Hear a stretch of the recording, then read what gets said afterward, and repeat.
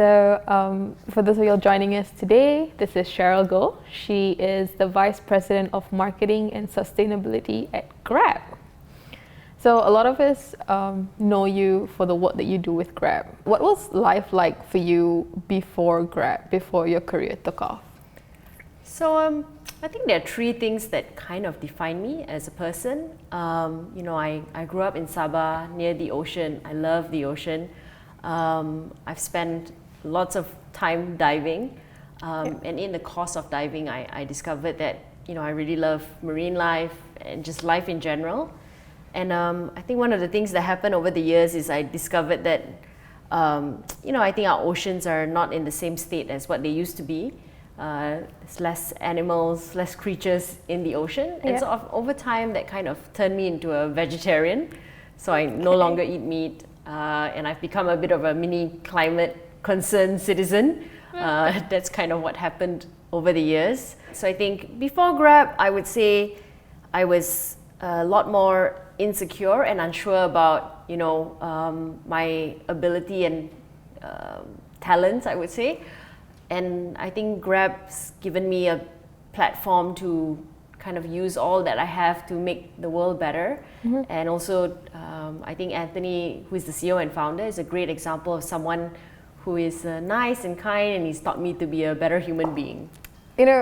Touching on that, right? Because I think as a young person, the most dished out advice we get is don't allow your job to define you. You're more than your career.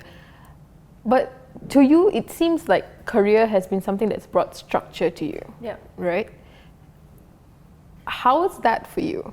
An average person will spend 90,000 hours working in their lifetime. I have spent maybe 56,000 hours over the past 18 years of working. So you spend a lot of time working, right?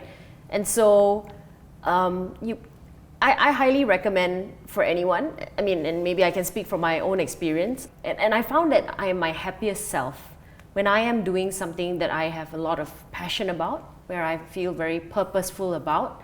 So I actually feel that I bring my best self to work when I really care about the things that I do. And I think, why not, right? Why won't you let work sort of shape you and define you and make you a happier person? Mm-hmm. So yeah, I can't see the reason why not, I've really enjoyed my work. I think it's made me a better human being.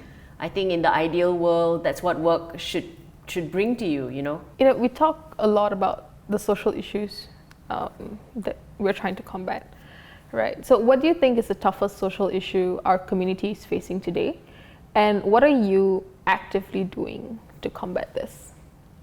So I think the world's biggest issue is climate change, and the reason why it's such a big issue is I think there will be really negative and bad consequences for all of humanity if it really happens, and it's a difficult one to tackle because everything that we do, us being here, these lights, the aircon, the clothes that we wear, everything kind of emits carbon, right? So It's so easy to just do something that negatively impacts the environment.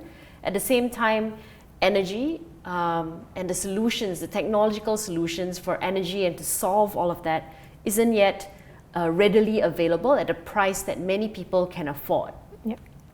So I think that those two are the big challenge. And the third thing is the people that can afford to pay for the solutions, unfortunately, it is not the same people who are suffering from the climate crisis, right? If you look at the countries that are negatively impacted by it, they tend to be in the poorer countries, and it is only like the more developed countries that have the financial resource to tackle these problems, to build renewable energies, to protect cities from sort of like a rising sea temperature.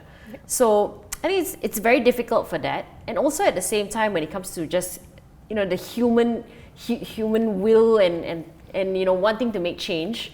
To care about the climate is actually caring about something where the people that will benefit from you caring are generations away. You will never meet them.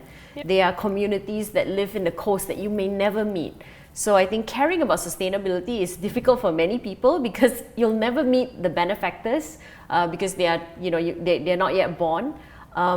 and it's also a shared resource, right? So I think there are a lot of these issues that we kind of need to tackle, and that's why they're super hard. Personally, for me, what I do is I've really reduced my consumption of goods and services as much as possible. I try not to buy any new things because all of that needs energy to produce, releases carbon into the atmosphere. I've become a vegetarian, hoping to go vegan at some point because I think it's just better for the environment. Yeah. And I bring a lot of this into my workplace, right? So I look at things like how can we reduce single-use plastic in our office? And I'm pretty hated for that because it's very inconvenient, right? Now you have to, instead of like single-use cutlery, you need to wash your own cutlery and people complain about that. I've looked at how to make our offices more energy efficient. I look at, how can we improve the growth of our electric vehicle fleet? How can we think about, plastic pollution that is a direct result of our food delivery business?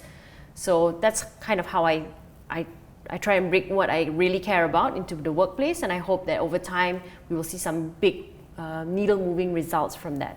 Through your work with Grab, you are doing a lot to battle climate issues. You're doing a lot to battle even the educational inequality that there is.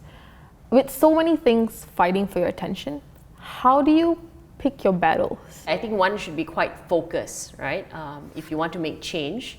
But also at the same time, the other two things to consider are what gives you the right to be able to change. So I think for us, one of the things that we decided to do was how can we improve the lives of our drivers. I mean, obviously when they work for Grab, we see income increase and all of that. But I think beyond that, was there anything else that we can do? So we partnered with Microsoft. Today, more than 250,000 drivers have taken that training and generated a cert of their own.